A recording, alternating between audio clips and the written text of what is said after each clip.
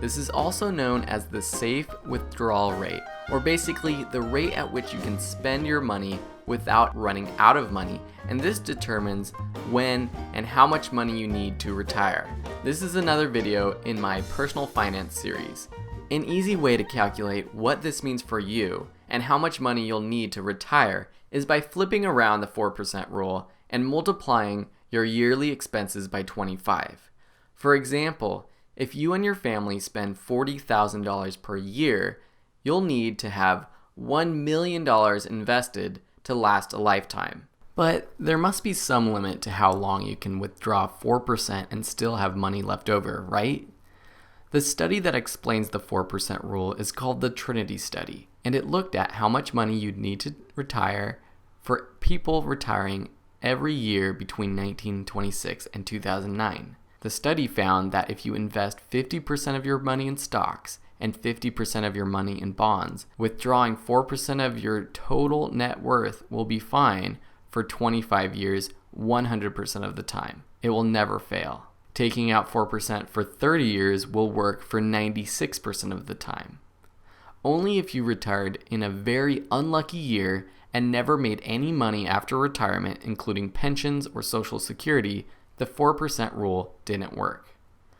So to make sure we're all clear, the 4% rule isn't 100% foolproof, but those odds are pretty darn good. And even while I hope to retire from regular work longer than 30 years, I know I'll continue to make money doing things I love, which will make sure that the 4% rule does succeed for me. If the 96% success rate isn't good enough for you, use the 3% rule and only withdraw 3% of your net worth. The Trinity study shows that the 3% rule works 100% of the time, even after 30 years. But since the 4% rule is more popular and more realistic, let's dive a little bit deeper.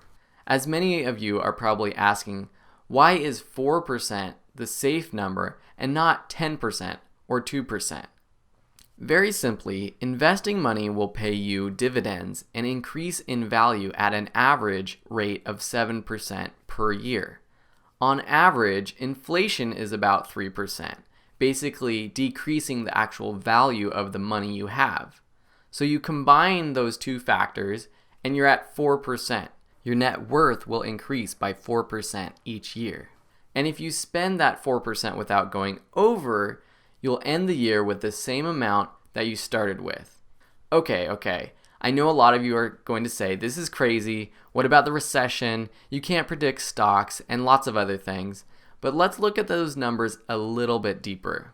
Since 1900, over 100 years ago, the average rate of return per year for investments has been 7%, assuming that you reinvest the dividends that you earn.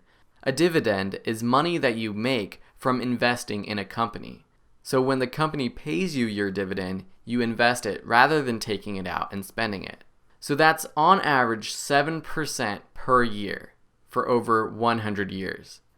As for inflation, since 1913, again over 100 years ago, the average yearly inflation has been 3.22%. Even through the Great Depression, world wars, crazy years of inflation, more wars, and the Great Recession, the average return rate has been 7% and inflation has been just over 3%. So what does this tell us? It tells us that investing is more about being patient and investing early rather than trying to time the market. Now, this doesn't mean that it can't change. Investing is a risk, and that's why you do it, to make money from it. But World War III could happen, another even greater depression could happen, and we have to be prepared for something like that. Because if you retired with $1 million invested in 2007, assuming you'd be able to spend 4% of your net worth per year for the rest of your life, you were in for a surprise, which might have meant going back to work for a few years to wait out the recession. And hopefully if you did that and you left your investments in the market, you would be in good shape. So the key takeaway is that throughout the history of the modern world, you'll be fine to retire using the 4% rule. If you're still a little hesitant, use the 3% rule and multiply your yearly expenses by 33 1/3